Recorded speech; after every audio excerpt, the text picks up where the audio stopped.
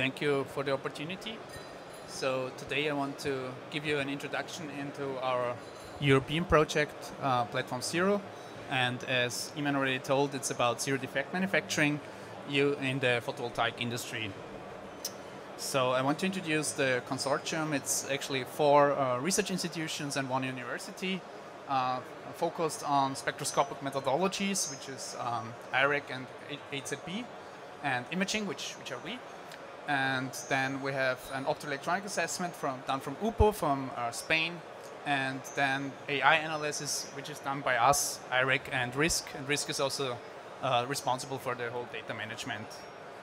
Then we also have 2 research centers, which are actually focused in PV industries, so technology development, which is mainly ZSW and Loredera. And we have then metrology companies, which are working in as a company producing systems for actually spectroscopic imaging, and also 2 producers of thin film PV foils. So what is the project about? So actually Platform Zero aims to reach zero-defect manufacturing in this specific area of thin film photovoltaics. It's a co-funded European project and running over 4 years, and we are now at 18 months, or actually 20 months now. And the aim is to actually really achieve zero-defect manufacturing in this specific sector using means of artificial intelligence and sensor fusion. And with this, we want to tackle actually this specific area, but it's a more broader scale. And in 4 different pilot lines, this will be implemented. So what is the context? As you may know, that photovoltaics are in the increase. Obviously, it's already contributing to 7.6% of the European energy mix, and is expected to rise until 2040 to more than 20%. So there's a big market, obviously. And the latest generation of this PV production, so you all know the silicon sensor stuff, but they're always not really flexible, obviously, because they're silicon. And this thin film photovoltaics, they are quite flexible, they have still high performance, and can be implemented in like buildings, vehicles, or IoTs. Yeah, however, their production is a bit, I try to move a bit here, let's see. Maybe this is better. However, it's still over channels, so it doesn't matter. However, their production process is quite complex, which means that like small fluctuations in process parameters will lead to a really severe defect in the end, and then producing a lot of waste. And that's exactly what we want to tackle.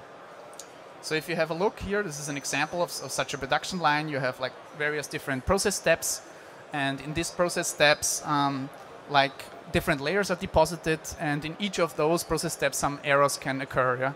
And the aim of the project is that for each of these process steps, we will have an advanced sensor station looking at the process afterwards, yeah, and then fuse all these data together in a database and correlate it with production parameters. Yeah?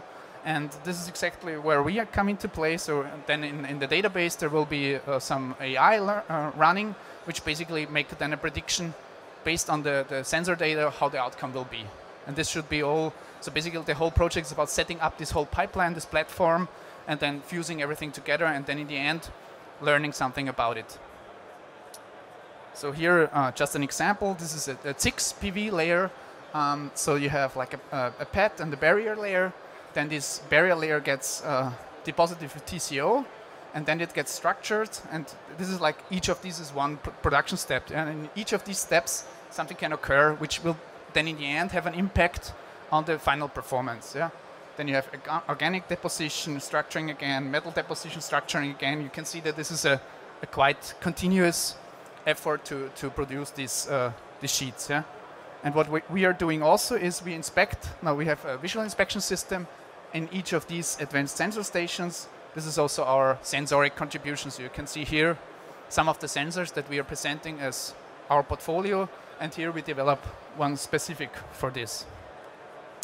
So this is how these advanced sensor stations will look like, or some schematic of that.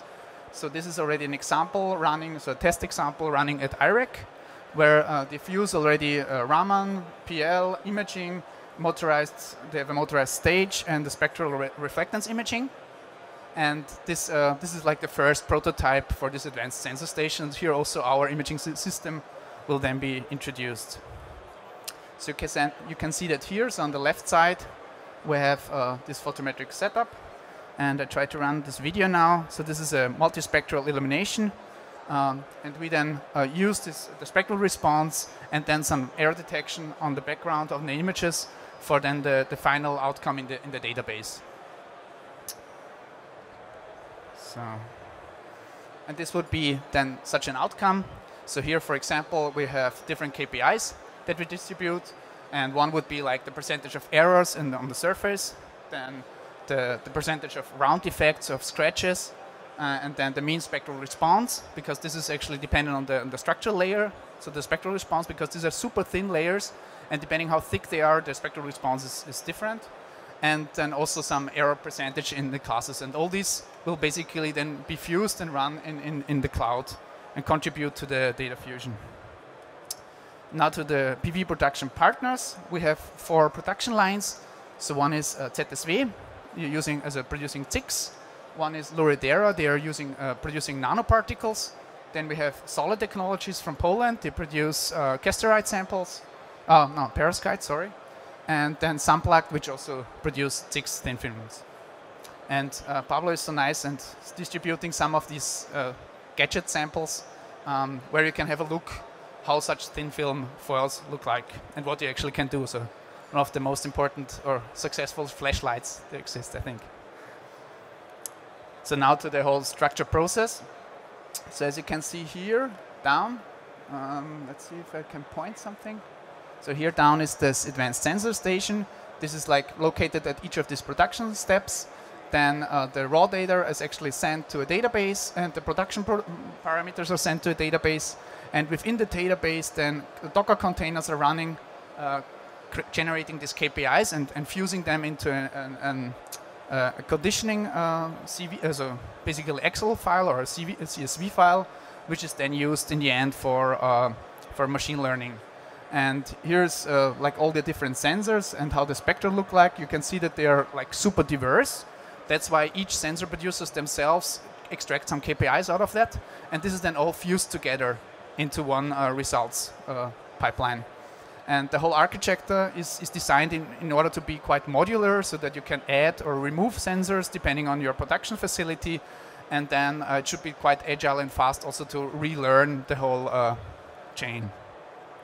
Now to our first test samples. So this is the first test samples that we acquired with this system.